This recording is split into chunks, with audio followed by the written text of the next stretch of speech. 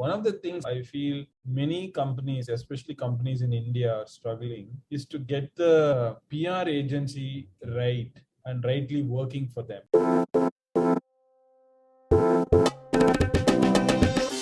As you said, in the case of Vembu Technology, it's a backup company. There's no sexy news to keep talking about it all the time. And media needs something glamorous to talk about it. There is like newsworthy items. Like if you have a funding, that's a newsworthy item. If you hired a very big, like a VP from Facebook or Microsoft joins your company or something like that, it's a newsworthy item. But if you don't have anything like that, but you still need to be on the radar in the media and, get mentions and all of that, especially if you're a B2B software company doing mundane stuff, right? Not so sexy stuff, let me say that. The PR agency in the US doesn't seem to know how to sort of deal with this. And is there any recommendations or advice that you would like to give? Because in your case, I think you're dealing with big brands and their social media thing, and there seems some sort of a sexiness attached to it. What would your recommendation be for companies to handle this? There are limitations set by the canvas of what you do as a company and your product domain and everything. But I think most, and here's where I'm going to make a bit of a bold statement. I would argue that almost any company can, if they try, think, and ideate enough, find something interesting to put out on PR. Let's touch upon what you said a little earlier. From our perspective, the objective of all PR was to get money in. But that money can come from two areas. It's either money coming in from investors, if you're trying to solicit investment, in which case hiring that VP from Facebook, hiring this person, funding round, all of those are signals to investors.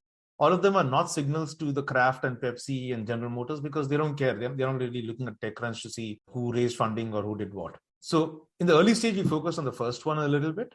And therefore, we had PR agencies who were strong with tech press and all of that. And then in steady state, we're focusing a lot on an agency that was helping us with trade media placement. So, whether it's placement in the fast food restaurant magazines or in the retail press or in the banking press or the airline press, that was more relevant for us.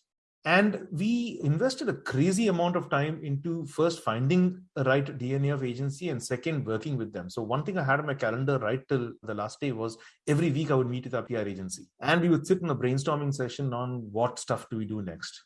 Right? Our marketing head, who I think you know as well, Peter Claridge, who was leading marketing for us, me and a few others, along with our PR agency, would brainstorm on this literally every week.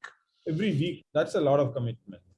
Yeah, just going over stuff, at times maybe every second week and things, but definitely once in 15 days. How much did you pay for your agency, the PR agency? So we've paid between 5 to 15K for all our agencies altogether.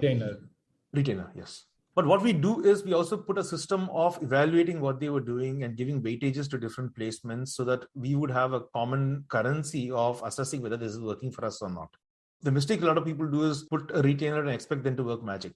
You didn't have to change the PR agency, or you hit up on one and you continue to work with them and it starts. We worked with two different agencies. Both were very good. And it's just that one was suited in the early stage, one was better suited for the later stage. And the last company that we worked with was an agency called Indicate Media that we had a very good rapport with. And if anyone wants an introduction, hit me up. I'm happy to help with that.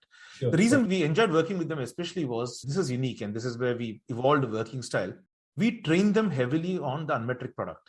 So after a while, we said, look, our team is there to help you data and stuff. But some of these look like, we started doing stories around football, for example, American football, that is, the fraud football, not the actual football that is played with the foot. I don't think I should be saying these things sitting here in the States, but anyway. So they would run, they would say, okay, the Green Bay Packers, they won the Super Bowl, but who actually won it on social? And we'd have these through football season, we'd have these reports on how the brands are performing on social. And suddenly someone there might have a question and the PR agency would get back to our team in Chennai and they would answer the question and get back to them. And then you lost an entire 10 and a half hours of time difference. And then by the time you respond, it was too slow. So out of this pain point, we said, hey, these are simple questions that you can answer. So why not you guys get trained on the platform? And they said, sure, we love it. It's just that we thought you needed to use it. I said, no, let's train you. So we invested in that. And they became experts in using the platform. And then they started developing their own stories. Someday they'll just play on the platform and say, why don't we do a story about, direct to consumer brands, D2C brands, and let's play around and see what is there on the platform.